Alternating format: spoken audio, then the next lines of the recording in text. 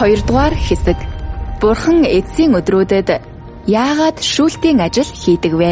Хэрхэн хийдэг вэ? Библи зөвгөнснөөр шүүлт Бурханы гэрээс эхлэх ёстой. Ах эгч нараа, эзэнд олон жил итгэсний дараа бидний хамгийн том найдвар бол Тэнгэрийн хаанчлал руу өргөгдөх явдал билээ. Тэнгэрийн хаанчлалд орохын гол түлхүүр нь эзний эргэн ирэлтийг угтан авах явдал юм. Өнгөрсөн удаа бид эцсийн өдрүүдэд Бурхан 2 дахь удаага бие махбодтой болж хүний хүү болон эргэж ирнэ гэдгийг мэдэж авсан.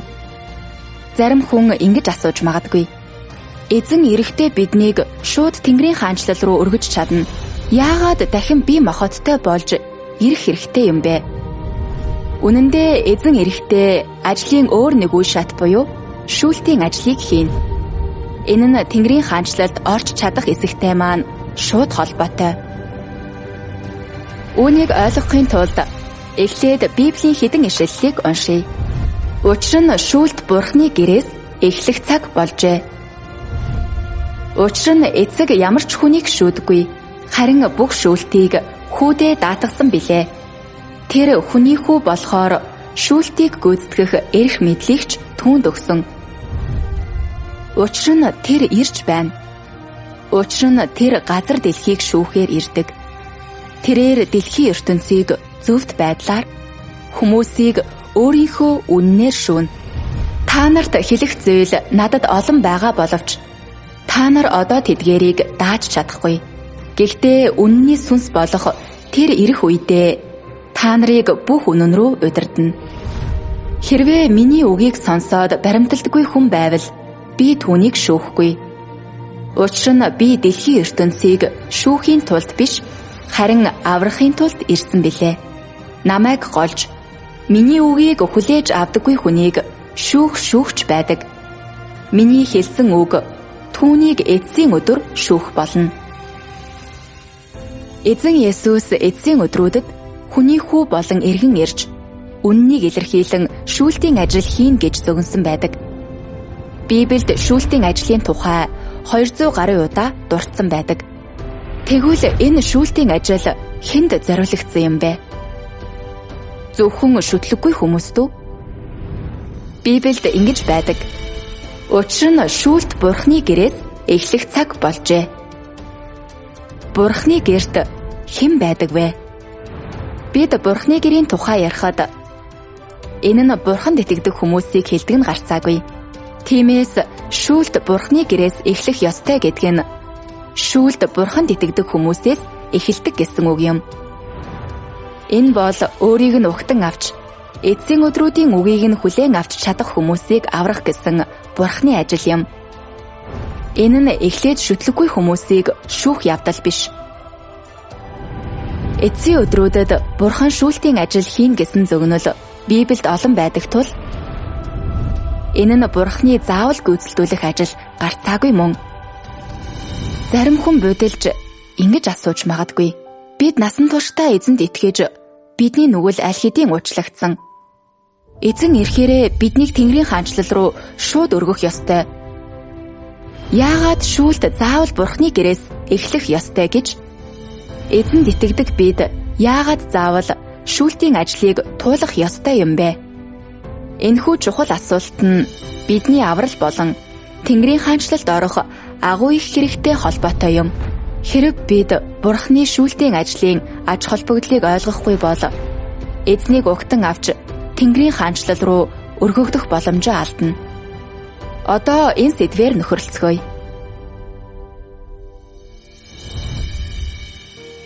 Эзэнд итгэж нүглээ уучлуулсны дараа бид яагаад Тэнгэрийн хаанчлалд шууд орж чаддаггүй вэ? Яагаад Бурхан эцсийн өдрүүдэд шүүлтийн ажил хийх ёстой хэвээр байдаг вэ? Тэнгэрийн хаанчлалд орох нөхцлүүд. Бурхан яагаад шүүлтийн ажил хийдгийг мэдхийг хүсвэл бид юун түрүүнд ямар хүн Тэнгэрийн хаанчлалд орж чадахыг ойлгох ёстой. Зарим хүн эзэнд итгэж нүглээ уучлуулснаар Тэнгэрийн хаанчлалд орж чадна гэж боддог. Бид Библи уншиж, залбирч, сайн үйл хийж л байгаа бол эзэн ирэхдээ биднийг Тэнгэрийн хаанчлалд аваачих нь гарцаагүй гэж боддог. Энэ үзэл бодол зөв үү? Тэнгэрийн хаанчлалд орохын тулд бид эхлээд үүнд орох нөхцлүүдийг мэдэх ёстой. Тэнгэрийн хаанчлалд орох нөхцлүүдийг хүмүүс тогтоодгүй. Бурхны хаанчлалын үүдийг Бурхан л хариуцдаг. Эцсийн үгийг зөвхөн Бурхан хэлдэг. Зөвхөн эзний үг л үнэн, зам, ам мөн. Тэгвэл Тэнгэрийн хаанчлалд ямар хүн орж чадах талаар Библиэд юу гэж хэлснийг харцгаая. Эзэн Есүс ингэж хэлсэн: "Намайг эзэн минь гэсэн бүхэн Тэнгэрийн хаанчлалд орохгүй. Харин тэнгэрт байгаа миний эцгийн хүслийг дагдаг хүн орно. Тэр өдөр олон хүн надад: Эзэн минь, бид таны нэрээр тунхаглаагүй гэж үү? Таны нэрээр чөтгөрүүдийг хөөгөөгүй гэж үү? Мөн таны нэрээр гайхамшгуудыг үйлдэж байгаагүй гэж үү гэх болно. Тэгэхэд нь би тэдэнд: Би та нарыг хизээж танихгүй. Ёс бусыг үйлдэгчэд та нар надаас зайл гэж хэлнэ. Тиймээс та нар ариун бай. Учир нь би ариун билээ. Ариун байдалгүйгээр хинч эзнийг харахгүй." Эзэн Есүсийн үгээр бол зөвхөн ариун байдалд хүрч Тэнгэрлэг эцгийн хүслийг дагдаг хүмүүс л Тэнгэрийн хаанчлалд орж чадна. Тэгвэл Тэнгэрлэг эцгийн хүслийг дагах гэдэг нь юу гэсэн үг вэ? Энэ нь хүмүүс нүгэл үйлдэхээ болж, Бурханд тэрсэлж, эсэргүүцэхээ болж, эзний үгийг бүрэн дагаж, хэрэгжүүлж чаддаг болно гэсэн үг юм. Хэрэв хүн эзэнд итгэж, нүгэл нь уучлагдсан ч нүгэл үйлдэж, нүглээ улайх мөчлөгт амьдарсаар байвал Тэнгэрийн хаанчлалд орох шалгуурыг хангахгүй. Тэд яагаад орж чадахгүй гэж? Учир нь нүгэл уучлагдсан гэдэг нь хүн ариун болсон гэсэн үг биш. Бурханд дуулууртай байж, Бурхны хүслийг дагаж чадна гэсэн үгч биш. Эзнийг хүлээн авч нүглээ уучлуулсны дараа хүмүүс байнга нүгэл үйлдэж, Бурхныг эсэргүүцсээр байгаа биз дээ? Хүмүүсийн нүгэл уучлагдсан ч нүгэлд уг чанар, завхарсан зан чанар нь хിവэр үлддэг тул хүмүүс нүгэлд амьдарсаар байдаг. Үүнд алдар нэр, ашиг хонжоо хөөцөлдөх, атаархал, тэнцэлт автах, муу муухай чиг хандлагыг дагах, мөнгө, байр суурийг шүтэх, түнчлэн бусдыг дайрч давшилж, шүүж мэхлэх гэх мэт багтана. Цаашлаад хүмүүс Бурхныг эсэргүүцсээр байж чадна. Энэ эсэргүүцэл нь олон янзаар илэрдэг. Бурхны талаар гомдлох, Бурханд эргэлзэх, Бурхныг шүүх, яллах, тэрч байтугай доромжлох зэрэг нь бүгд Бурхныг эсэргүүцэж буйн тод илрэл юм. Жишээлбэл Бурхны ажил хүмүүсийн үзэлтэй нийцэхгүй үед тэд Бурхныг буруу ойлгож, Бурхны талаар гомдолдог. Энэ нь ялангуяа эзэнд хандах хандлагаас нь илт харагддаг бөгөөд хуурам мэхлэлтээр дүүрэн байдаг.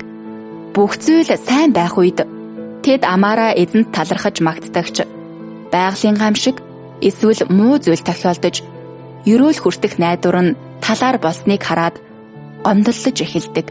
Энэ нь хүмүүс Бурхнаас урвж, түүнийг эсэргүүцсээр байдгийг харуулж байна. Хэдийгээр хүн төрлөختний нүгэл уучлагдсан ч тэд бузар, завхарсан хിവэрэ байдаг. Завхарсан мөн чанарынхаа үүднээс тэд Бурханд дайсагнасаар байдаг. Нүгэл үйлдэж, нүглээ улайх ёрын тойрогт амьдардаг хүмүүс, өөрөөр хэлбэл завхарсан зан чанараараа амьдардаг хүмүүс Бурхны царайг харахад зохисгүй. Эзэн ирээд өөрсдийг нь Тэнгэрийн хаанчлал руу шууд өргөн гэж найдах нь ч зохисгүй. Библиэд ингэж хэлсэн байдаг: "Тиймээс та нар ариун бай. Учир нь би ариун билээ. Ариун байдалгүйгээр хинч эзнийг харахгүй." Нүгэлд амьдарч, нүглийн таашаалд шундаг хүмүүсийн хувьд Тэнгэрийн хаанчлалд өргөгдөн гэж найдах нь үнэхээр хэрээс хэтэрсэн хүсэл юм. Эзэн Есүс бидэнд ингэж хэлсэн: "Намайг эзэн минь гэсэн бүхэн Тэнгэрийн хаанчлалд орохгүй. Харин тэнгэрт байгаа миний эцгийн хүслийг дагдаг хүн орно." Энэ үг хоёр утгатай. Нэгдүгээрт итгэгч болгон Тэнгэрийн хаанчлалд орохгүй. Цөөн хэдэн л орч чадна. Ихэнх нь чадахгүй. 2-дугаарт нүгэл дунд амьдарсаар байдаг хүмүүс өдөр бүр нүглээ улайж, залбирч, гэмшлээч гэсэн. Тэд ариусгагдаагүй. Завхарсан зан чанар нь хэвээр үлдсэн учраас Тэнгэрлэг эцгийн хүслийг дагаж чадахгүй. Тийм хүмүүс Бурхны хаанчлалд орох шалгуурыг хангадаггүй. Эзнийг ирэхэд Тэнгэрийн хаанчлал руу шууд өргөгдөн гэж хүлээх нь хүмүүсийн хоосон мөрөөдөл, хэрээс хэтэрсэн хүсэл юм. Эзэн Есүс хизээж тийм зүйл амлаагүй. Тиймээс нүгэлд амьдардаг хүмүүс Бурхны хаанчлалд орох шалгуурыг хангадаггүй нь туйлын тодорхой юм. Энэ нь Бурхны зөвхт ариун зан чанараар тодорхойлогддог. Яг л эзэн Есүсийн хэлснээр үнэнээр би та нарт хэлье. Нүгэл үйлддэг хэн боловч нүглийн боол юм. Боол гэрт мөнхөд байдаггүй. Харин хүү мөнхөд байдаг. Ах эгч нараа, одоо энэ асуултыг авч үзье. Эзэнд олон жил итгэж нүглээ уучлуулсан гэдэг нь бид Бурхны хаанчлал руу шууд өргөгдөх шалгуурыг хангасан гэсэн үг үү? Үгүй. Учир нь бид үргэлж нүгэл үйлддэг хിവэр бөгөөд ариун байдалд хараахан хүрээгүй. Тийм. Бид эзэнд итгэж бидний нүгэл уучлагдсан тул Тэнгэрийн хаанчлалд шууд орж чадна.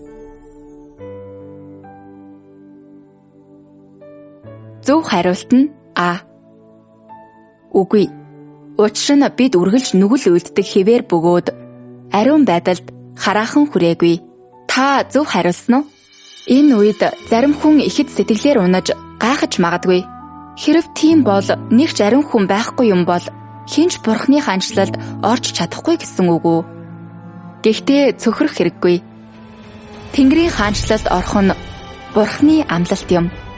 Дараа нь бид Бурхны хаанчлалд орох нөхцлүүдийг ойлгож тийш хөтлөх замыг олохын тулд Бурхны үгийг гүнзгий судлах болно. Эзэн Есүсийн ажлын үр нөлөө. Юун түрүүнд Эзэн Есүс загалмай дээрх ажлаа гүйцэтгсэний дараа ч гэсэн хүмүүс яагаад нүглийн болжлолоос ангижирч чадалгүй нүгэл үйлдэж улайх мөчлөгт амьдарсаар байдгийг ойлгоцгоё. Энэ бол бидний хувьд авч үзэх ёстой амин чухал асуулт юм. Үүнийг ойлгохын тулд хэдэн хэсгийг уншийе. Дөнгөж золин аврагдсан, өөчлөгдөөгүй, Бурхнаар төгс болгуулаагүй та нар шиг нүгэлтэн Бурхны санаа зорилгод нийцэж чадах уу? Одоо ч гэсэн хуучин хിവэрэ байгаа чиний хувьд Есүсээр авруулсан чинь үнэн. Мөн Бурхны авралаас үүдэн чи нүглийнх биш боловч энэ нь нүгэлгүй, бохир биш гэдгийг чинь нотлохгүй. Өөрчлөгдөөгүй юм бол чи яаж ариусгагдаж чадах юм бэ? Дотроо чи бохироор дүүрэн аминч өөдгүй байгаа хэрнэ Есүстэй хамт бууж ирэхийг хүссээр байдаг. Тийм азтай явдал байна гэж үү дээ. Бурханд итгэх итгэлт чинь нэг алхам дутуу байна. Чи ердөө л золин аврагдсан, харин өөрчлөгдөөгүй. Бурхны санаа зорилгод нийцхийн тулд чамайг өөрчилж цэвэрлэх ажлыг Бурхан заавал биечлэн хийх ёстой. Эс бөгөөс чи зөвхөн золин аврагдсан тул ариун байдалд хүрч чадахгүй. Ийм маягаар чи Бурхантай хамт сайн ёроолыг эдлэх шалгуурыг хангахгүй. Учир нь чи Бурхны хүнийг удирдах ажлын нэг алхмыг орхигдуулсан. Энэ нь өөрчлөгдөж төгс болох гол алхам юм. Тиймээс дөнгөж золин аврагдсан нүгэлтэн чи Бурхны өвийг шууд өвлөн авч чадахгүй. Учир нь нэгүслийн эрен үед гараа дээр нь тавьж залбирснаар хүнээс чөтгөрүүдийг хөөн зайлуулж байсан боловч хүний доторх завхарсан зан чанар хിവэр үлдсэн юм. Хүний өвчнийг эдгэж нүглийг нь өршөөсөн боловч хүний доторх завхарсан сатанлаг зан чанарыг яг яаж арилгах тухайд бол энэ ажил хараахан хийгдээгүй. Хүн итгэлээсээ үүдэн аврагдаж нүглээ уучлуулсан боловч хүний нүгэлт уг чанар арилаагүй бөгөөд дотор нь үлдсэн юм. Хүний нүглийг өршөөсөн нь Бурхны цовдлын ажлаас үүдсэн боловч хүн хуучны завхарсан сатаанлаг зан чанар дотроо үргэлжлүүлэн амьдарсаар юм.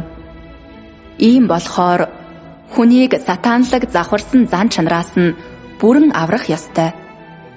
Ингэснээр түүний нүгэлт уг чанар дахин хизээж хөгжихгүйгээр бүрэн арилж улмаар хүний зан чанар өөрчлөгдөх боломжтой болох юм. Эдгээр үгээс харахад эзэн Есүс зөвхөн золин авралын ажил хийсэн болохоос хүмүүсийг ариусгаж өөрчлөх ажлыг хийгээгүй нь тодорхой байна. Тиймээс хүмүүс эзэнд итгэх үед зөвхөн нүгэл нь уучлагддагч нүглийнх нь уг үндэс болох нүгэлт уг чанар нь шийдвэрлэгдээгүй. Нүгэл нь уучлагдсны дараа ч хүмүүс яагаад үргэлж нүгэл үйлдэж чаддаг хэвээр байдгийг энэ нь тайлбарладаг. Эзэн Есүс хүн төрлөختний нүглийн тахил болж биднийг нүглээс золин аврахын тулд цовдлогдсон. Хуулийн 90 үеийнхээс ялгаатай нь хүмүүс нүглийн тахил болгон амтан өргөх шаардлагагүй болсон. Хүмүүс нүглээ улайж эзэнд гэмшгэл юм бол нүглээ уучлуулж чадна. Хууль зөрчснийхөө төлөө яллагдаж цаазлуулахаа болно. Ингэснээр тэд эзний өмнө очин залбирч эзний өгдөг амар амгалан, баяр баясгалан, ариун их нэгүслийг эдлэх шалгуурыг хангадаг. Энэ бол аврагдах гэдгийн жинхэнэ утга юм. Тиймээс итгэлээр аврагдах гэдэг нь ердөөл нүгэл нь уучлагдаж, хуулиар яллагдаж, цаазлуулахаа болохыг хэлдэг. Гэвч хүмүүс цаашид нүгэл үйлдэхгүй гэсэн үг биш. Нүгэлт уг чанар нь цэвэрлэгдсэн гэсэн үг бүрч биш. Нэгэн зөвөрлөлийг авч үзье. Нэг хулгайч хулгай хийснийхээ дараа баригджээ. Аав нь түүнийг хайрласандаа мөнгө төлж гмийг нь цайруулсан. Гэвч энэ нь түүнийг дахин бусдаас хулгай хийхгүй гэсэн баталгаа болохгүй. Тэр зүгээр л хуулиар яллагдахаа болсон гэж хэлж болно. Харин хулгай хийх уг чанар нь хэвээр үлддэг. Тохиромжтой боломж гарвал тэр дахин хулгай хийхийг оролдох магадлалтай. Хулгай хийх нь гаднах үйлдэл бөгөөд хулгай хийх хандлагатай дотоод завхарсан уг чанарын илрэл юм. Иймээс энэхүү нүгэлт завхарсан уг чанар нь хүний нүглийн үндэс бөгөөд нүгэлт үйлдэл нь энэ үндсээс урган гардаг. Хэрв нүгэлт уг чанарыг устгахгүй бол нүгэлт үйлдэл хизээж зогсохгүй. Энэ нь яг л өв садахтай адил. Хэрв үндсийг нь булга татахгүй бол хичнээн олон удаа хатсан ч дахин ургана. Хүмүүсийн нүгэл үйлдэх нь ч үүнтэй адил. Хэрв доторх нүглийн их үүсвэрийг үндсээр нь таслалгүй, зөвхөн нүглийг нь уучлбал хүмүүс нүгэл үйлдсээр байх болно. Тэгвэл нүглийн энэ үндэс юу вэ? Энэ нь хүний доторх сатаанлаг уг чанар, сатаанлаг хорийг хэлдэг.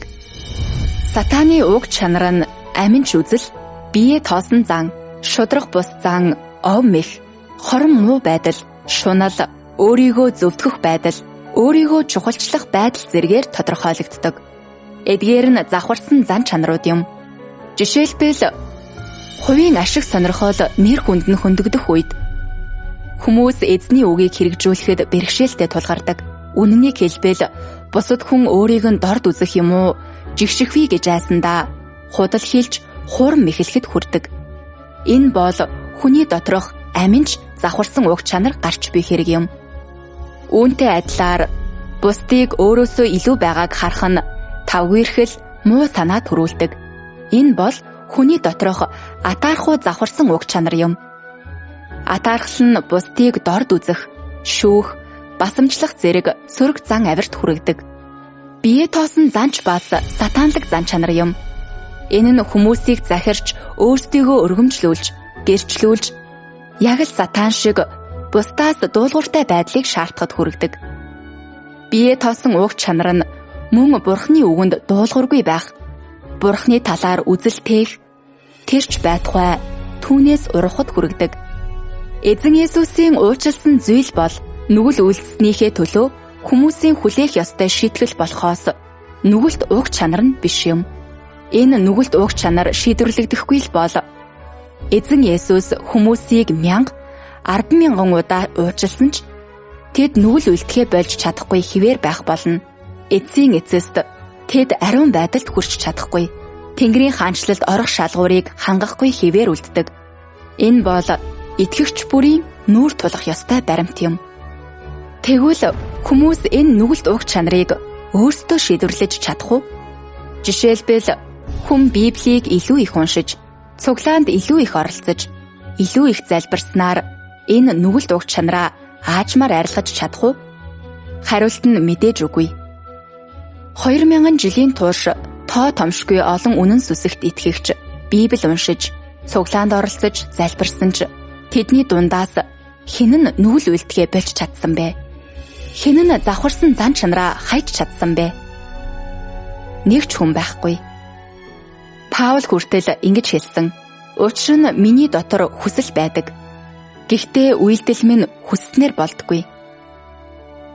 Хүний уг чанар сатанлаг зан чанараар дүүрч, сатаны үг хүний ам болсон. Эдгээр сатанлаг зан чанар бидний цуснд чөмгөнд шингэсэн зүйл мэт бөгөөд бид өөрсдөө хайж чадахгүй. Энэ сатанлаг зан чанар хүний дотор гүн үндэслэж тэдний ам болсон. Ингэснээр хүмүүс хичнээн хичээж, хичнээн биеэ барьсан ч бүгд талаар өнгөрдөг.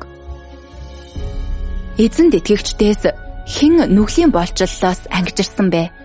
Тэд бүгд нүгэл үйлдэж, нүглээ улайх мөчлөгт гацаж, нүгэл тунд амьдарч, тарчлан тэмцэж, эзэнд уйлан залбирсан ч үүнээс ангижирч чадахгүй байгаа биш үү? Тиймээс нүглээс үнэхээр ангижирч, ариун байдалд хүрэхийн тулд нүглийг үүрсэн эзэн Есүсийн цавдлалаас илүү зүйл хүн төрлөختөнд хэрэгтэй. Доторх нүгэлт уг чанарыг арилгаж, биднийг бүрэн өөрчилж ариусгахын тулд эзэн Есүс өөрөө дахин ирэх хэрэгтэй. Зөвхөн тэгсэн цагт л бид ариун байдалд хүрч Тэнгэрийн хаанчлалд орох шалгуурыг хангаж чадна. Эцсийн өдрүүд дэх Бурхны шүүлтийг хүлээн авснаар л ариусгагдаж Тэнгэрийн хаанчлалд орж чадна. Тэгвэл бид яаж нүглээс үнэхээр ангижирч Бурхнаар Тэнгэрийн хаанчлалд хүргэгдэж чадах вэ? Үнэн дээр эзэн Есүс ариусгагдах замыг бидэнд аль хэдийн хэлсэн. Үүнийг ойлгохын тулд Библийн хэдэн ишлэл уншийе. Учир нь шүүлт Бурхны гэрээс эхлэх цаг болжээ. Та нарт хэлэх зүйл надад олон байгаа боловч та нар одоо тэдгээрийг дааж чадахгүй. Гэхдээ үнний сүнс болох тэр ирэх үедээ та нарыг бүх үнэн рүү удирдна. Үннээр тэднийг ариусгаач. Таны үг үнэн билээ. Хэрвээ миний үгийг сонсоод баримталдаггүй хүн байвал би түүнийг шүүхгүй. Учир нь би дэлхийн ертөнцийг шүүхийн тулд биш, харин аврахын тулд ирсэн билээ. Намайг голж, миний үгийг хүлээж авдаггүй хүнийг шүүгч байдаг. Миний хэлсэн үг түүнийг эцсийн өдөр шүүх болно. Эцсийн өдрүүдэд Бурхан ажлын өөр нэг үе шатыг буюу Бурхны гэрээс эхлэх шүүлтийг гүйцэтгэнэ. Энэ нь эзэнд чин сэтгэлээсээ итгэж, эзнийг эргэн ирэхэд угтан авдаг хүмүүсийг аврахын төлөө байдаг. Бичвэрт ингэж байдаг. Үннээр тэднийг ариусгаач. Таны үг үнэн билээ. Мөн миний хэлсэн үг түүнийг эцсийн өдөр шүүх болно. Энэ нь Бурхан өөрийн үгээр үннийг илэрхийлж, шүүлтийн ажлыг гүйцэтгэн гэсэн үг. Тэрээр хүмүүсийг бүх үннийг ойлгож, үнэнд ороход залж чиглүүлж, эдгээр үннийг ашиглан биднийг шүүж ариусгах болно. Зорилго нь бидний доторх нүгэлт уг чанарыг бүрмөсөн арилгаж, хүмүүст нүглээс бүрэн ангижирч, сатаны нөлөөнөөс зугтаж, бүрэн авралт хүрэх боломжийг олгох явдал юм. Энэ нь олон хүний төсөөлдгөөс ихээхэн ялгаатай байх тийм биз дээ.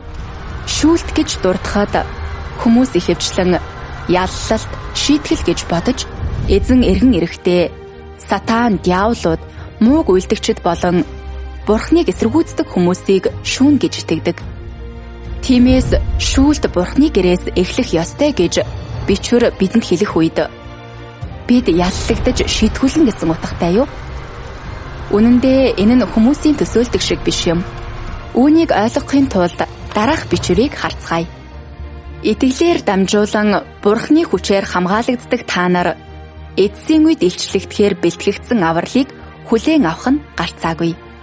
Иймээс Христ олонний нүглийг үүрхийн тулд нэг удаа өргөгдсөн. Хоёр дахь удаагаа үзэгдэхдээ нүглийг үүрхийн тулд биш, харин өөрийг нь хүлээдэг хүмүүсийг аврахын тулд ирнэ. Учир нь таны шүүлтүүд дэлхийд байх үед дэлхийн оршин суугчид зөвхт байдлыг суралцсан. Бичвэрт эцсийн үед илчлэгдэхэд бэлэн аврал болон хоёр дахь удаагаа үзэгдэхдээ нүглийг үүрхийн тулд биш, харин өөрийг нь хүлээдэг хүмүүсийг аврахын тулд ирнэ. Эдгээр ишлэл нь эзэн эцсийн өдрүүдэд эргэн ирэхдээ өөрийн авралын өөр нэг хэсгийг авчран гэдгийг тодорхой илэрхийлдэг. Энэ аврал нь эцсийн өдрүүдэд эргэн ирэхдээ Бурхны хийх үгийн шүүлтийн ажлыг хэлдэг. Нүглийг үүрхийн тулд биш, аврахын тулд ирнэ гэсэн хэлэлг нь эзэн эргэн ирэхдээ дахин хүн төрлөختний нүглийн тахил болж бидний нүглийг үүрэхгүй, хүн төрлөختнийг шууд яллахчгүй гэдгийг илтгэдэг. Харин тэрээр өөрийнх нь эргэн ирэлтийг чин сэтгэлээсээ угтан авдаг бүх хүнийг ариусгаж аврахын тулд үгээр шүүх ажлыг гүйцэтгэх болно. Энэ ажил нь хүмүүст нүглээс бүрэн ангижирч завхарсан зан чанараа хайж үнэхээр Бурхны хүслийг дагах боломжийг олгож ингэснээр Тэнгэрийн хаанчлалд орох шалгуурыг хангахад хүргэнэ. Үүнээс бид эцсийн өдрүүд дэх Бурхны үгийн шүүлт нь яллалт шийтгэл биш гэдгийг харж болно. Эсвэргээрээ эцсийн өдрүүд дэх Бурхны шүүлтийн ажил нь хүн төрлөختнийг аврах ажлынх нь хамгийн чухал гол үе шат бөгөөд хүмүүс Тэнгэрийн хаанчлалд орж чадах эсхийг тодорхойлдог. Хэрв хүмүүс ажлын энэ чухал үе шатыг алдаж эцсийн өдрүүд дэх Бурхны шүүлтийг хүлээн авахгүй бол ариусгагдаж чадахгүй. Тэгвэл Бурханд итгэх бүх хичээл зүтгэл нь талаар болж тэд замын дундаас бутсан болж Бурхны хаанчлалд орох шалгуурыг үрд хангахгүй болж Бурханд итгэх итгэл нь бүрэн бүтлгүйцэнд тооцогдно. Энэ нь үнэхээр насан туршийн харуулсал болно. Үүнийг бүр тодорхой болгохын тулд өөр нэг хэсэг Бурхны үгийг уншийе. Хэдийгээр Есүс хүмүүсийн дунд ирж их ажил хийсэн ч бүх хүн төрлөختнийг золин аврах ажлыг л гүйцэлдүүлж хүний нүглийн тахил болсон юм. Тэрээр хүнийг бүх завхарсан зан чанараас нь салгаагүй. Хүнийг сатааны нөлөөнөөс бүрэн аврах нь Есүсээс нүглийн тахил болж хүний нүглийг үүрхийг шаардаад зогсохгүй. Бас хүнийг сатааны завхруулсан зан чанараас нь бүрэн салгахын тулд улам их ажил хийхийг Бурханаас шаардсан. Иймээс хүний нүгэл уучлагдсны дараа Бурхан хүн төрлөختнийг шинэ эрен үе рүү хөтлөхийн тулд махбодод эргэн ирж гисгээлт шүүлтийн ажлыг эхлүүлсэн юм. Энэ ажил нь хүнийг илүү өндөр хүрээнд аваачсан. Түүний ноёрхолтоор захирагддаг бүх хүн илүү өндөр үннийг эдэлж илүү агуу ёроолыг хүлээн авна. Тэд үнэхээр гэрэлд амьдарч үнэн, зам, амийг олж авна. Эзэн Есүсийн ажил бол золин авралын ажил байсан. Бид түүнд итгэл юм бол бидний нүгэл уучлагддаг. Гэвч бидний нүгэлд уг чанар цэвэрлэгдээгүй учраас бид нүгэл үлдэхээ болж чадалгүй, нүгэлд амьдарсаар байдаг. Тиймээс эцсийн өдрүүдэд бид шүүлтийн ажлыг хүлээн авах ёстой. Энэ ажлаар дамжуулан бид нүгэлд уг чанараасаа цэвэрлэгдэж цаашид нүгэлд хүлэгдэхгүй, нүгэл үлдэхээ болж чадна. Зөвхөн тэгсэн цагт л бид жинхэнэ эрх чөлөөг олж Бурхны хаанчлалд орно. Энэ нь илүү өндөр түвшин биш гэж юу? Тийм учраас шүүлтийн ажил маш чухал бөгөөд энэ нь Тэнгэрийн хаанчлалд орох цорын ганц зам юм. Хэрэв хүн Бурхны шүүлтийн ажлыг хүлээн авахгүй бол насан туршдаа эзэнд итгэсэн ч Бурхны хаанчлалд хизээч орж чадахгүй. Ах эгч нараа, одоо нэг асуултыг авч үзье. Хэрэв бид зөвхөн эзэн Есүсийн золин авралыг хүлээн аваад эцсийн өдрүүд дэх Бурхны шүүлтийн ажлыг хүлээн авахгүй бол Тэнгэрийн хаанчлалд орж чадах уу? Үгүй. Эзэн Есүсийн ажил зөвхөн бидний нүглийг уучлсан. Бидний доторх нүглийн үндсийг арилгаагүй. Биднийг цэвэрлэхийн тулд Бурхан шүүлтийн ажил хийхээр эргэн ирэх хэрэгтэй.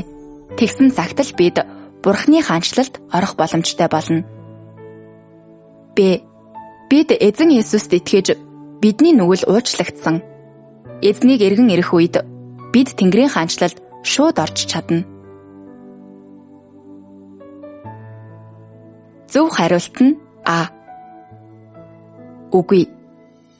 Эзэн Есүсийн ажил зөвхөн бидний нүглийг уучлсан. Бидний доторх нүглийн үндсийг арилгаагүй. Биднийг цэвэрлэхийн тулд Бурхан шүүлтийн ажил хийхээр эргэн ирэх хэрэгтэй. Тэгсэн цагт л бид Бурханы хаанчлалд орох боломжтой болно. Та зөв хариулсан уу?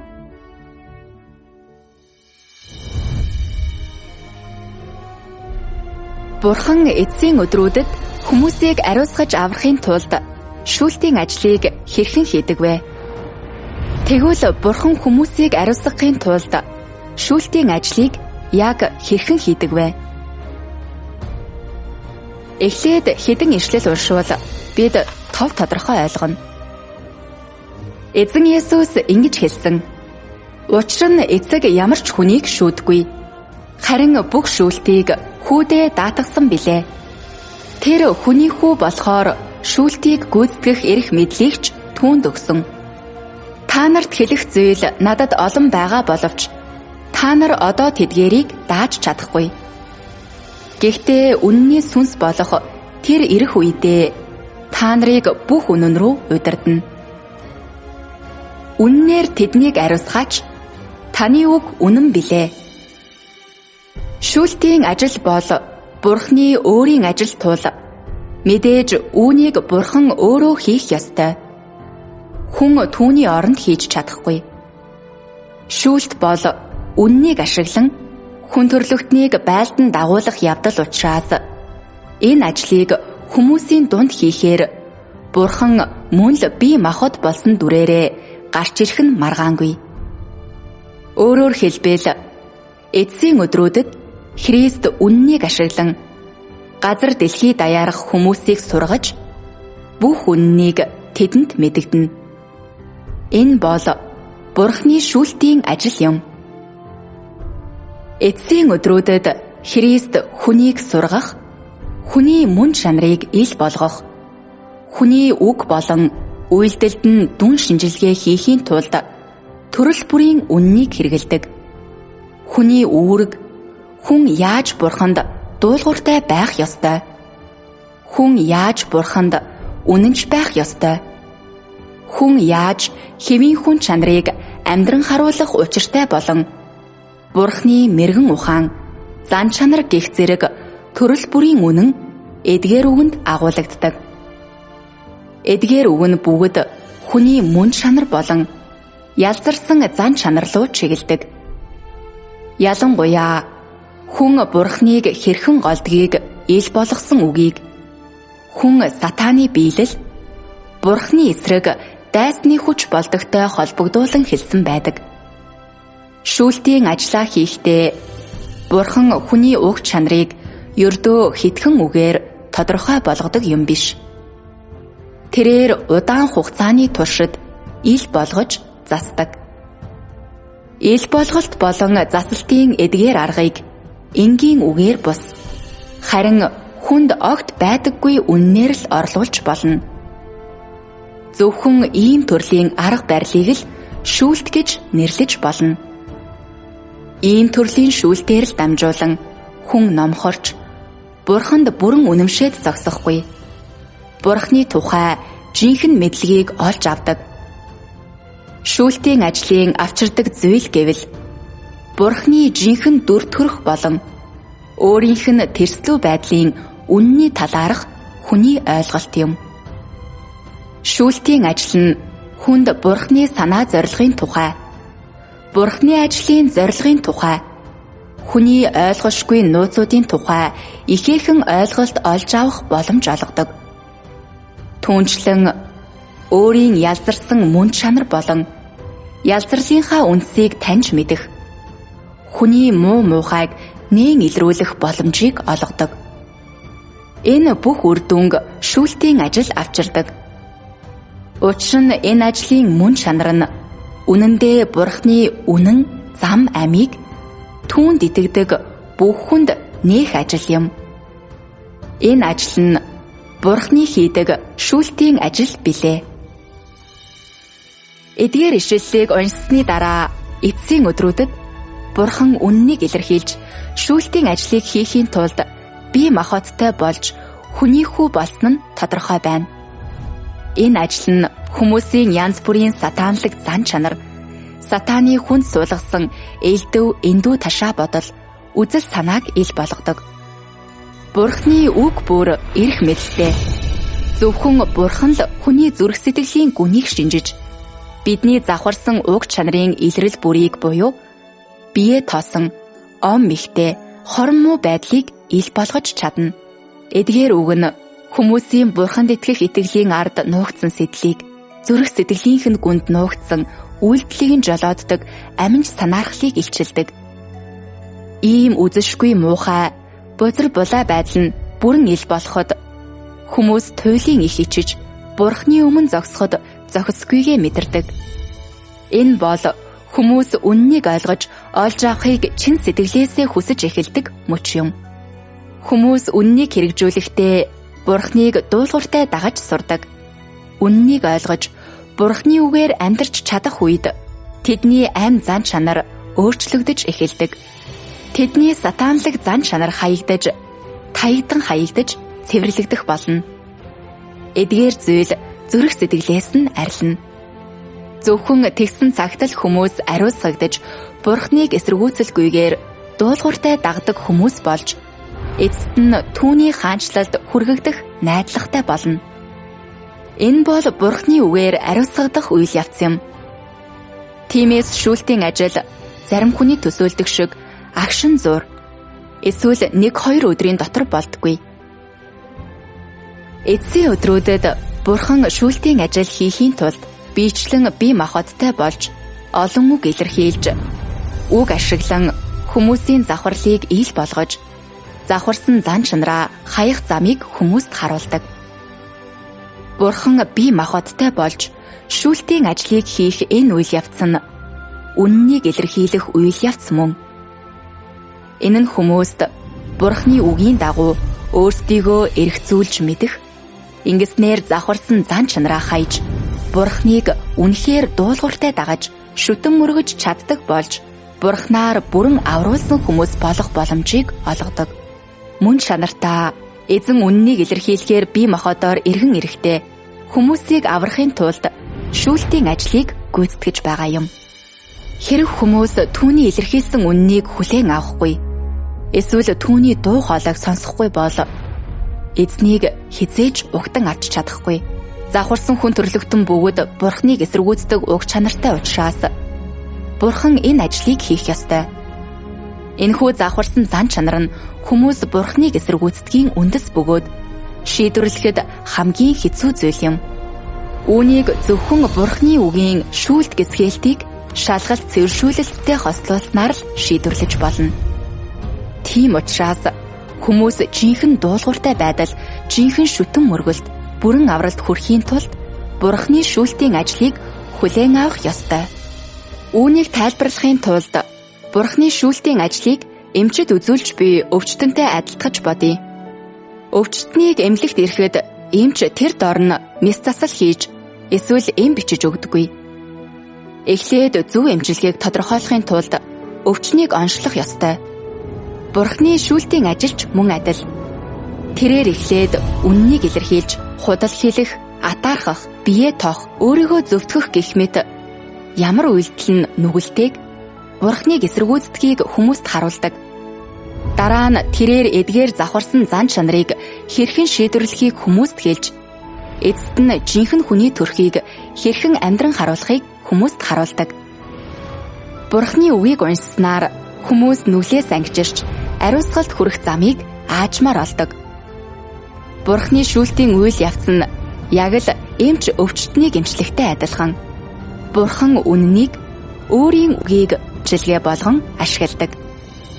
Эзэн Есүс итгэгчдийн дунд дэлхий дээр шүүлтийн ажлыг эхлүүлэхийн тулд бие махбодтой болж иргэн гэдгийг бичвэр болон Бурхны үг харуулдаг.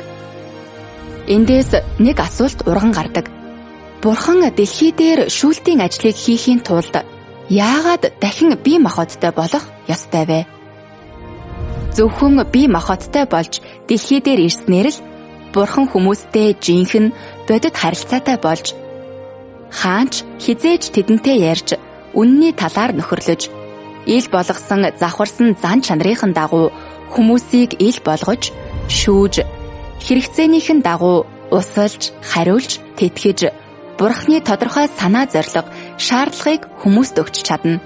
Энэ нь хүмүүст Бурхны үгийг өөрсдийн чихээр сонсож түүний илэрхийлсэн үннийг үнэхээр ойлгох боломжийг олгодог. Хүмүүсийн хувьд үнэн болон авралыг олж авах хамгийн үр дүнтэй арга зам энэ биш гэж үү? Цаашлаад Бурхныг жирийн хэвийн хүн болж бие махбодтой болох үед хүмүүс үзэл тээж чадах уу? Тэрсэлж чадах уу? Гарцаагүй. Хүмүүс харваас эгэл жирийн ийм хүнийг эсэргүүцэх үед тэд юу ч хэлэлгүй нуухыг хичээсэн ч Бурхан зүрх сэтгэлийнхэн доторхыг харж чадах бөгөөд хүний дотор нуугдсан зүйлийг шууд хурцаар ил болгоно. Тиймээс Бурхан бие махбодтой болох нь хүмүүсийн тэрслүү эсэргүү байдлыг илчлэх хамгийн сайн арга бөгөөд энэ нь шүүлтийн ажилд зайлшгүй шаардлагатай. Хэрвээ Бурхны сүнс хүмүүстэй шууд ярьсан бол тэд айхан гарцаагүй. Тэгвэл хүмүүс яаж Бурханд зүрх сэтгэлээ нээж түүнтэй харилцаж чадах юм бэ? Тэгвэл хүмүүс яаж үннийг ойлгож чадах юм бэ? Сүнсний өмнө хэн тэрслүү эсрэгүү байж зүрхлэх вэ? Хинч зүрхлэхгүй. Хүмүүс айсандаа чичирч газар дунана. Хүмүүс айдас давтвал жинхэнэ уух чанар нь яаж илчлэгдэж чадах юм бэ? Хүмүүсийг шүүх ямар нотлох баримт байх вэ? Тиймээс сүнсний ажил нь хүний жинхэнэ байдлыг ухаан гаргаж илчилж чадахгүй тул шүүлтийн ажлыг гүйцэтгэж чадахгүй. Харин бие махбодтой болсон Бурхан хамаагүй илүү сайн үр дүнд хүрч чадна. Тийм биш гэж үү?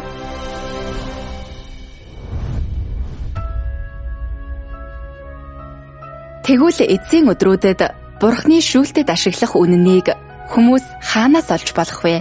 Тэдгээр нь Библиэд аль хэдийн байгаа юу? Эсвэл Бурхан шинэ үг хэлэх үү? Үүнд хариулахын тулд Эзэн Есүс бидэнд юу хэлснийг харцгаая. Эзэн Есүс ингэж хэлсэн: "Та нарт хэлэх зүйл надад олон байгаа боловч та нар одоо тэдгээрийг дааж чадахгүй. Гэхдээ үнний сүнс болох тэр ирэх үедээ та нарыг бүх үнэн рүү удирдна." Эзэн Есүс ингэж хэлсэн: "Та нарт хэлэх зүйл надад олон байгаа. Ингэснээрээ эргэн ирэх үедээ өөрийнх нь илэрхийлэх үг бол өөрийнх нь урьд өмнө хизээж хэлж байгаагүй, хүмүүсийн урьд нь хизээж сонсож байгаагүй үг гэдгийг тодорхой болгосон." Ийм үгийг Библиэд яаж урьдчилан тэмдэглэсэн байж болох юм бэ? Ах эгч нараа, энэ асуултыг авч үзье. Эцсийн өдрүүдэд эзэн биднийг шүүж ариусгахын тулд ямар үгсийг ашиглах вэ? А. Библиэд аль хэдийн байгаа үгсийг. Б. Эцсийн өдрүүдэд эргэн ирэхдээ Бурхны илэрхийлэх Библиэс гадуурх шинэ үгсийг.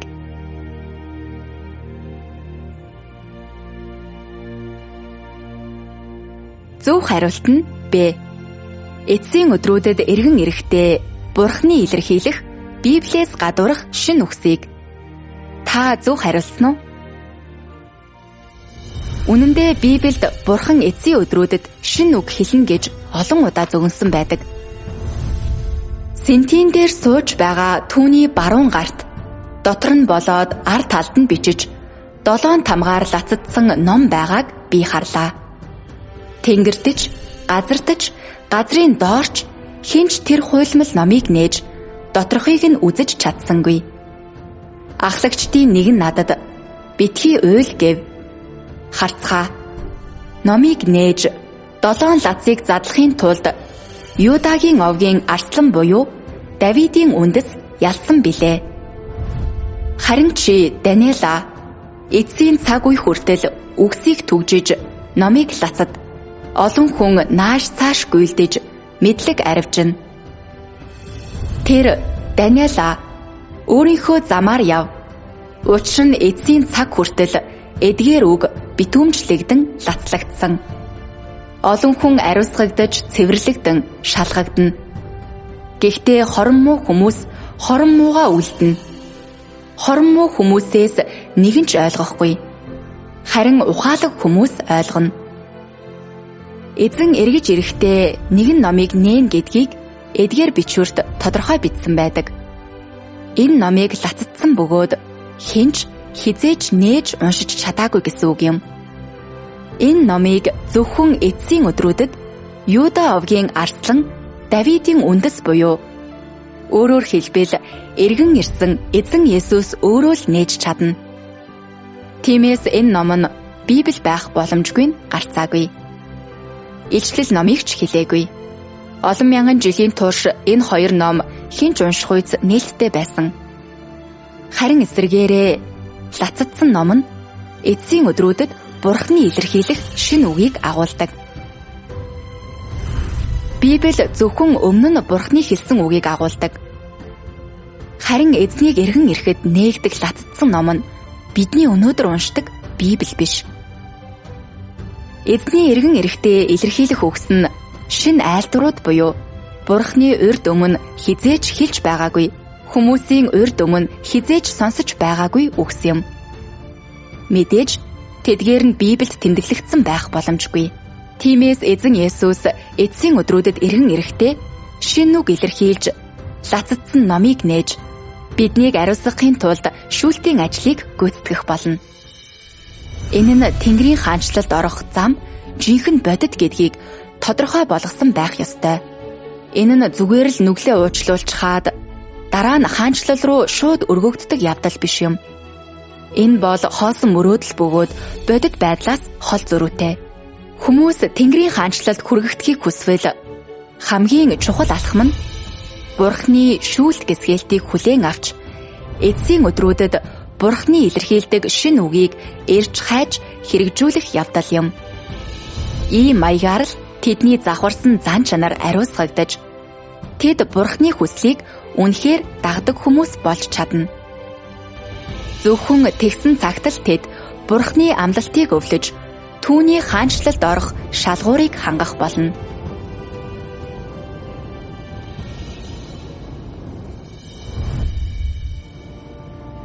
Шүүлтийн 2 тал. Ариусгал ба шийтгэл. Бурхан үннийг ашиглан өөрийнх нь үгийг хүлээн авдаг хүмүүсийг шүүж ариусгах зураа бусад бүх хүнийг хэрхэн шүүдэг вэ? Бурханд итгэдэггүй хүмүүс, Есүст итгэдэгч түүний 2 дахь ирэлтийг голдог хүмүүс, зөвхөн цовдлолд итгэдэгч шүүлтийн ажлаас татгалздаг хүмүүс, Библиэд зуралддагч эцсийн өдрүүд дэх Бурхны шинэ үгээс татгалздаг хүмүүсийг яах вэ? Үүнийг ойлгохын тулд хэдэн хэсгийг уншицгаая. Бурхны ажлын нэг тал нь бүх хүн төрлөختнийг байлдан дагуулж түүний үгээр дамжуулан сонгогдсон хүмүүсийг олж авах явдал. Нөгөө тал нь янз бүрийн гамшигаар дамжуулан бүх тэрслүү хөвгүүдийг байлдан дагуулах явдал юм. Энэ нь Бурхны өргөн цар хүрээтэй ажлын нэг хэсэг билээ. Ийм маягаар л Бурхны хүсдэг газар дээрх хаанчлал бүрэн хэрэгжих бөгөөд энэ нь шижир алт мэт Бурхны ажлын нэг хэсэг юм. Янз бүрийн гай гамшиг ар араасаа тохиолдно. Бүх улс орон, бүх газар нутагт гамшиг тохионо. Хаа сайгүй тахал, өлсгөлөн, үер, ган гачиг гарч газар хөдөлж байна. Эдгээр гай гамшиг ганц хоёрхан газар тохиолдоод ганц хоёрхан өдөртөж дуусахгүй. Харин ч улам бүр өргөн хүрээг хамран тэлж гай гамшгууд улам бүр ноцтой болно. Энэ үед элдв төрлийн шавжны тахал ээлж дараалан дэгдэж хүн бие биеэ барьж идэх үзэгдэл хаа сайгүй тохиолдно. Энэ бол үе олон улс орон ард түмнийг шүүх миний шүүлт. Эдгээр хэсэг нь хоёр төрлийн шүүлт байдгийг харуулж байна. Итгэгчид буюу Бурхны сонгосон хүмүүсийн хувьд Бурхан тэднийг шүүж ариусгаж аврахын тулд шин үг ашигладаг. Үл итгэгчид, хуурамч итгэгчид болон Бурхныг эсэргүүцдэг хүмүүсийн хувьд Бурхан тэднийг шүүж шийдэхийн тулд гамшигыг ашигладаг. Бурхны ажил алхам үе шаттайгаар хийгддэг. Нэг дор гүйцэлддэггүй. Шүүлт бол хоёр эртээ илт юм. Үгийн шүүлт болон гамшигын шүүлт нэгэн зэрэг явагддаг. Үгийн шүүлт нь үндсэндээ эцсийн өдрүүдэд түүний ажлыг хүлээн авдаг хүмүүсийг ариусгахад зориулагдсан. Үгийн шүүлтээр дамжуулан хэсэг хүмүүс ариусгагдаж аврагдах болно. Үүний зэрэгцээ эцсийн өдрүүд дэх Бурхны шүүлтийн ажлыг Библиэд зөвгөндгийг тодорхой мэддэг хэрнэ үүнийг хүлээн авахаас гүжүүдлэн татгалцдаг хүмүүс яллагдаж таягдан хаягдахаар тэмдэглэгддэг. Тэд устгуулахаар гамшигын шүүлттэй нүүр тулахаар үлдээгдэнэ. Бурхны шүүлтийн ажил хүмүүсийг ариусгаж авардагч энэ нь бас бүгдийг төрлийнхэн дагуу ангилах ажил юм. Шүүлтийн ажилд Бурхан хүмүүсийг дураараа яллаж устгадаггүй. Сайныг шагнаж мууг шийтгэх ажил нь шүүлтийн ажлын дараа хийгддэг. Шүүлтийн ажил нь хонийг ямаанаас буудайг үрийн сүлнээс ялгахын тулд эхлээд хийгддэг.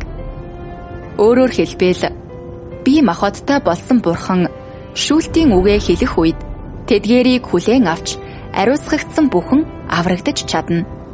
Харин Бурхны шүүлтийг гоолж эсэргүүцэж ялалдаг хүмүүс шийтгэлд унахаар тэмдэглэгддэг. Тиймээс энэ ажил нь хүн бүрийн эцсийн хувь заяатай шууд холбоотой. Энэ нь итгэгч хүн Тэнгэрийн хаанчлалд орж чадах хэсэгтэй холбоотой чухал асуултыг хамардаг. Хэрэг хүмүүс үгийн шүүлтээс татгалзаж оронд нь үзэл төсөөллөөрөө үүнд хандвал Бурхнаар ариусгагдаж Бурхны хаанчлалд орох боломжоо үүр далтна. Энэ нь мөнхийн харамсал, мөнхийн зовлон байх болно. Бурхан энэ эрен үеийг ийхүү төгсгдөг. Үннийг хайрлаж хүлээн авдаг хүмүүсийг аварч харин үннийг үгүйсгдэг хүмүүсийг яллаж устгадаг. Энэ бол шүүлтийн ажил юм. Шүүлтээс татгалзахын үр дагавар. Зарим пастор эзэнд итгэдэг бид аль хэдийн итгэлээр аврагдсан. Эзэн Есүсийн үнэт цус бидний нүглийг цэвэрлсэн. Бид Библийг уншиж, залбирч, цуглаанд оролцож байвал Тэнгэрийн хаанчлалд орж чадна. Бидэнд эзний шүүлтийн ажлын өөр нэг үе шат хэрэггүй. Библи л хангалттай. Биднийг ариусгахын тулд Бурхан эцсийн өдрүүдэд шинэ үг илэрхийлэх шаардлагагүй гэж хэлдэг. Гэвч энэ үг бодит байдалтай нийцдэг үү? Итгэлээр аврагдахтал хаанчлалд ороход хангалттай гэж эзэн Есүс хизээ нэгэн цагт хэлсэн үү? Библиэд тодорхой зөвгөнсөн байдаг. Учир нь шүүлт Бурхны гэрээс эхлэх цаг болжээ. Зарим пастор Библиэд энэ ажлыг зөвгөндгийг мэддэг хэрнэ үүнийг үгүйсгдэг. Тэд Библиэд үнэхээр итгэдэг үү? Бурхан эцсийн өдрүүдэд шүүлтийн ажлыг гүйцэтгэх нь Библийн зөвгнөлд үндэслэсэн. Хэрэв тэд бичвэрийг ойлгосон бол энэ зөвгөнлийн ач холбогдлыг ойлгох ёстой. Тиймээс итгэлдээ бид хүний сургаалыг сохроор дагалгүй, харин эзэн Есүсийн үгэнд найдах ёстой. Хэрэв хэн нэгний хэлсэн зүйл эзний үгтэй нийцэхгүй бол бид сонсох ёсгүй. Бурхны үгийг үл тоомсорлож, бусдыг сохроор дагдаг. Бурхны шүүлтийг хүлээн авалгүйгээр Тэнгэрийн хаанчлалд орж чадна гэж итгэдэг хүмүүсийн хувьд гамшиг, мөнхийн суйрлал тэднийг хүлээж байдаг. Шүүлтийн ажил бол хүн төрлөختнийг аврах Бурхны ажлын хамгийн чухал үе шат юм. Зөвхөн үүнийг хүлээн авснаар л гамшигын өмнө ялагч болж Тэнгэрийн хаанчлалд хувь хүртэж чадна. Зөвхөн Бурхны үгийн шүүлт гисгэлтийг туулснаар л хүмүүс өөрсдийн уг чанар, мөн чанар, сатанлаг зан чанарыг мэдэж, Бурхны зөвхт ариун зан чанарыг харж, аажмаар үннийг ойлгож, олж авч, сатанлаг зан чанараа ариусгуулж чадна. Энэ бол аврал болон Тэнгэрийн хаанчлалд хүрэх цорын ганц зам юм. Хэрв хүмүүс эцсийн өдрүүд дэх Бурхны шүүлтийн ажлаас татгалзвал хизээж үннийг олж авахгүй, хизээж нүглийн болжллоос ангижрахгүй, хизээж Бурхны хаанчлалд орох шалгуурыг хангахгүй. Тэд хичнээн их ажил хийж, хичнээн их зовж, ямар ч төлөөс төлсөн бай, эзний сайшаалыг хүртэхгүй. Хүмүүс итгэлдээ өөрсдийн замыг сонгодог. Бурхан хэнийг ч албаддаггүй. Гэвч бид үүнийг ойлгох ёстой. Бурхан хүмүүсийг шүүж ариусгахын тулд үннийг илэрхийлэхээр бие махбодтой болж газар дэлхий дээр ирэх үед хэрв хүмүүс үүнийг хүлээн авахгүй бол эзэн үйл хөлөглөн бууж ирэхийг харах үед аль хэдийн оройтсон байх болно. Тэр үед шүүлтийн ажил дуусаж Бурхан сайныг шагнаж мууг шийтгэж байх болно. Тэр үед хүмүүс харамссан ч гэсэн Бурхан тэдний төлөө энэ ажлыг давтахгүй. Эцсийн өдрүүдэд хүмүүс бие махбодтой болсон Бурханы хийсэн үгийн шүүлтийг алдвал үүнийг үүр далтна. Бурханы зан чанар өөрийнх нь ажлын хурдыг гүйцэтгэхгүй, хиндэж өршөөлгүй ханддаг.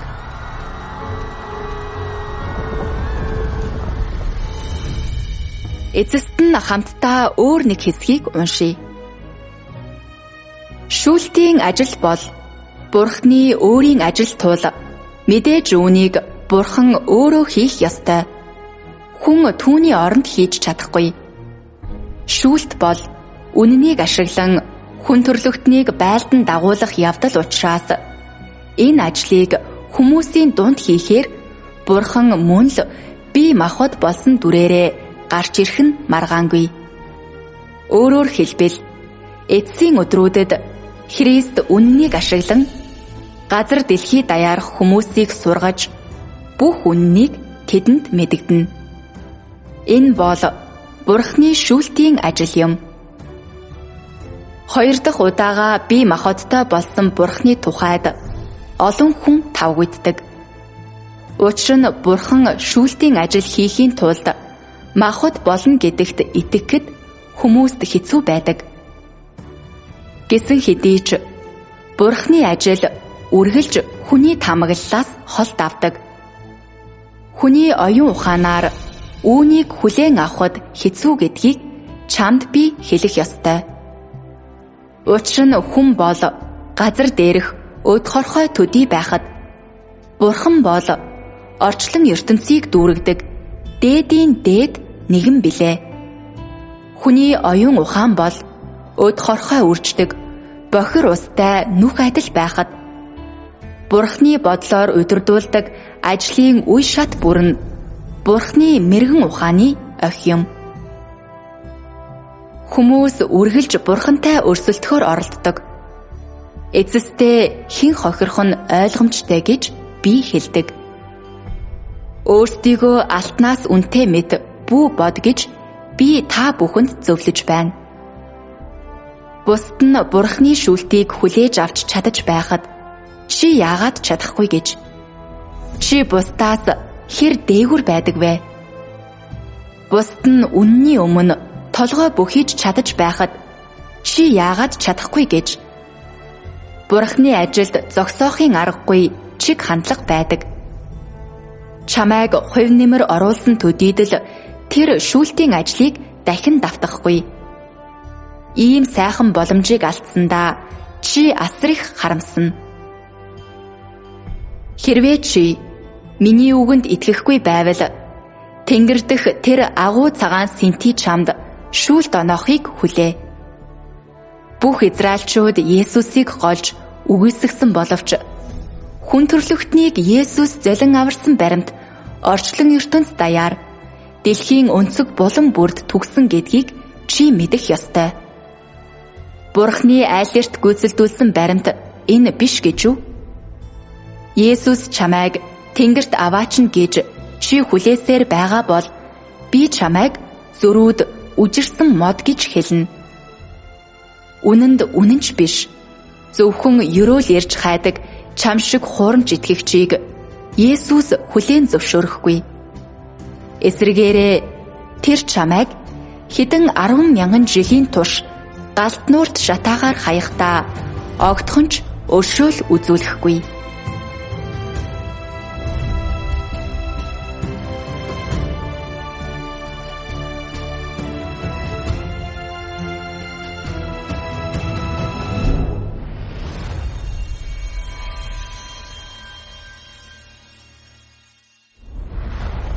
Хоёр 2000 жилийн өмнө эзэн Есүс ингэж амласан байдаг. Харагт тун би хурдан ирнэ. Тэрээр мөн ингэж зөгнсөн. Учир нь үндэстэн үндэстнийхээ эсрэг, хаанчлал хаанчлалынхаа эсрэг босно. Янз бүрийн газруудад өлсгөлөн, тахал, газар хөдлөлт болох болно. Одоо 2000 жилийн хүсэл тэмүүлэл хүлээлтийн дараа эцсийн өдрүүдийн шинж тэмдэг илэрч дэлхий эцсийн төгсгөл рүүгээ дөхөж байна. Дэлхий даяар гамшиг байнга тохиож, улам бүр ноцтой болж байна. Газар хөдлөлт ямар ч сэрэмжлүүлэлгүйгээр тохиолдож, ган гачгаас болж, газар цуурч, үерийн ус, гэр орон, амь насыг суйруулж байна. Хүчтэй түймэр, ой мод, хот суурангуудыг үнс нуран болгож байна. Үүний зэрэгцээ тахал олон жил үргэлжилж, дайн дажин тасралтгүй дэгдэж хурццсаар байна. Энэ бол эзний эргэн ирэлтийн чухал мөч юм. Та түүнийг ирэхэд угтан авахд бэлэн болсон уу? Та сүд залуутай уулзах, ухаалаг охид болоход бэлэн үү? Эзэн Есүс ингэж хэлсэн: "Миний хонин сүрэг, миний дуу хоолойг сонсдог." Та Бурхны дуу хоолойг хэрхэн ялган таньж, түүний эргэн ирэлтийг алдахгүй байх талаар мэдхийг хүсэж байна уу? Та жинхэнэ Христ ба хурамч Христүүдийг ялган таних мэрэгэн ухаантай болмоор байна уу? Эзэн эргэн ирэх үед бид бүгд Бурхны хаанчлалд орохыг хүсдэг. Тэгвэл Бурхны хаанчлалд орох нөхцөл болцол нь юу вэ? Бидний хүн нэг бүр дээр Бурхны шүүлт ирэх тухай Библиэд 200 гаруй зөвнөл байдаг. Итгэгчд болон үл итгэгчдийг Бурхан хэрхэн шүүх вэ? Шүүлт нь бидний эцсийн хүрэх газартай ямар хамааралтай вэ? Эхнээсээ өнөөг хүртэл Бурхан сатааны эсрэг тэмцэж, хүн төрлөختнийг нүглээс аварсаар ирсэн. Хүн төрлөختнийг аврах 6000 жилийн удирдлагын төлөвлөгөө Бурханд бий гэж хэн нэгэн танд хэлж байсан уу? Бурхан хэрхэн удирдлагын төлөвлөгөөгөө төгсгөж биднийг сайхан хүрэх газар руу аваачих вэ?